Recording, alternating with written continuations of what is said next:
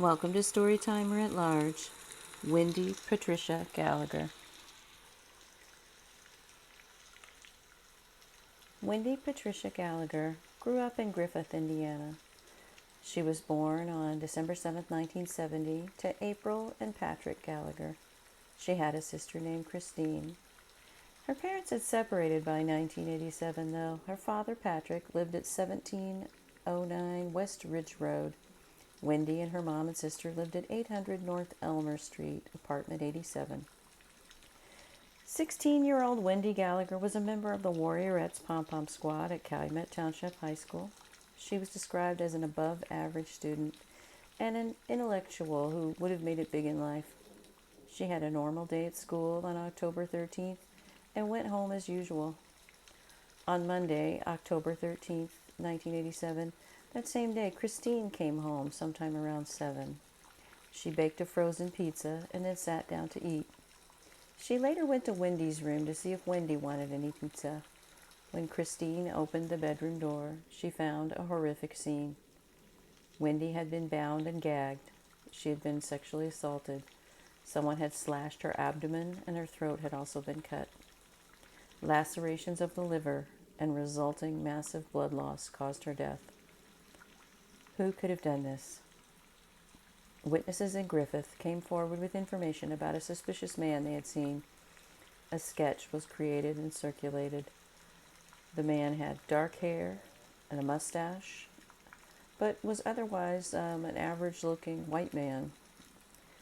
So it wasn't particularly easy to narrow this down. That fall and winter of 1987, police in Griffith did their best to track down Wendy's killer. They had no idea, however, that he was moving practically around all over the country. A break in the case would come in 1988. A police officer, Paul Douglas Halsey, Jr., in Beaumont, Texas, was looking into the case of a stolen car. The officer went to the motel room of the man who had been driving this car that was believed to have been stolen. Michael Lee Lockhart had been stealing license plates and changing them frequently on the red Corvette as he drove around the country. But Officer Halsey had traced the VIN number, most likely, it seems. When other Beaumont police officers also went to that same motel room, looking for their fellow police officer, they found Officer Halsey there in the motel room, murdered. He had been shot and killed.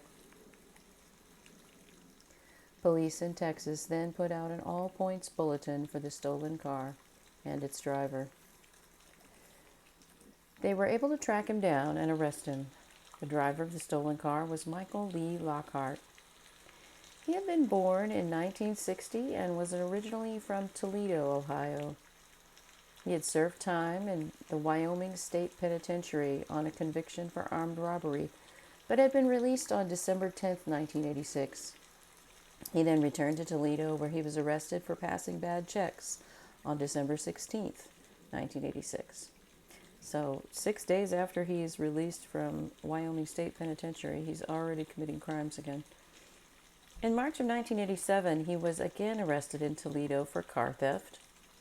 In August of 1987, a police officer's house was burglarized in Elyria, Ohio. That is east of Toledo, and it's a suburb near Cleveland, Ohio. A gun stolen there in Elyria was later used to kill Officer Halsey in that Texas motel in Beaumont. Michael Lee Lockhart's crime spree was just beginning. However, in September of 1987, he moved to Chicago. On October 12th, he assaulted and robbed a woman in Chicago. He stole her handbag.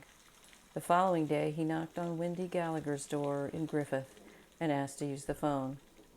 More than likely, he saw her returning home from school and stalked her. Lockhart's friends described him as charismatic and a smooth talker. So asking to use the phone, he was probably able to fool Wendy into thinking that he was not a threat, that he was just a guy who needed a little help. He left fingerprints at the scene of Wendy's murder. He also stole her handbag. Weeks later, that same lady who had been assaulted and had her handbag stolen in Chicago, her handbag would be returned to her by Chicago police after it was found somewhere. Inside, she found a smaller purse owned by Wendy Gallagher. Why police did not notice that before returning it to this woman is a complete mystery to me. You'd think that they would have looked inside the bag, but they didn't. In November, Michael Lee Lockhart went back to Toledo. He kidnapped his ex-wife and tortured and raped her over a period of 2 days. He did not kill her, though, inexplicably. He was arrested and charged, but not held in jail. 2 days after making bail, he fled to Florida in a stolen red Corvette. He stayed in Florida but moved around the state often, committing a series of robberies. He robbed a Jacksonville Payless shoe store on January 12, 1988. On January 20th, he brutally murdered 14-year-old Jennifer Lynn Kohlhauer in Land O'Lakes, Florida. The crime was very similar to Wendy Gallagher's. Jennifer's injuries were incredibly similar to Wendy Gallagher's. Sadly, Jennifer's 8-year-old brother was the one who found her shortly after the murder. He had been playing outside in the neighborhood and went inside the house to retrieve something. Michael Lee Lockhart was also suspected of at least 2 armed robberies in Louisiana as he fled west after the murder of Jennifer Kohlhauer. On March 22, 1988, he murdered the police officer in Beaumont, Texas, in that motel room. Michael Lee Lockhart was tried and convicted of murder in Texas, Indiana, and Florida. All 3 states sentenced Lockhart to death. On December 9, 1997, he received the death penalty in Texas. Wendy Gallagher, Jennifer Kohlhauer, and Officer Paul Douglas Halsey, Jr. all had so much ahead of them in life. They had bright futures. They had friends and families who missed them dearly. They deserve to be here. Rest in peace, Wendy, Jennifer, and Paul. Again, this is another case where at least 2 murders could have been prevented if rape had been considered a serious crime. When Michael Lee Lockhart went back to Toledo in November of 1987 and kidnapped and tortured and raped his wife over a period of 2 days, if that had been considered a serious crime and he had been held without bail, awaiting trial, then the murders of Jennifer Lynn Kohlhauer and Paul Douglas Halsey, Jr., the police officer, those 2 murders could have been prevented. Another question I always have is, what else did he do? We have 2 murders of girls, young girls, and we have the murder of Officer Halsey. But what else did Michael Lee Lockhart do? I think it's important to keep looking at these old cases in case some investigator out there is, looking at a case somewhere and wondering who could possibly be a suspect. If you have murders where a young girl's is bound and gagged and she has her throat cut and she is disemboweled, slashed across the abdomen, it's quite possible, if it's prior to March of 1988, it's quite possible that it might be the work of Michael Lee Lockhart. So he's someone to keep in the back of your mind as you come across unsolved murders. He traveled through Indiana. He traveled to St. Louis and stole license plates there. He traveled throughout the South, including Georgia and Florida, Louisiana, Texas.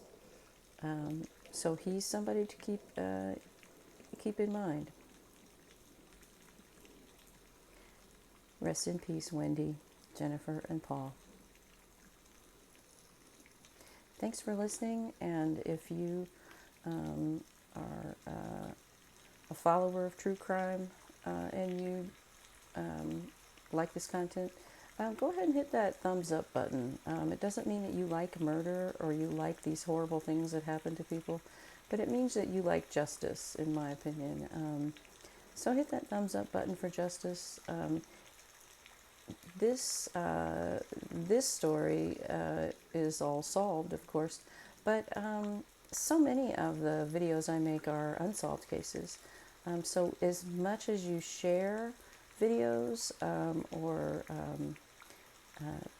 repost it onto your own social media, that helps get more eyes on the unsolved cases. So thank you so much if you're sharing these cases and sharing the site. We have a nice little community here of people who are interested in solving crimes, and the work that we do in circulating the information is just as important, I think, as the hands-on work that police and other law enforcement professionals do. So thank you so much for being a part of our community. I hope you have a good day, and thanks for listening.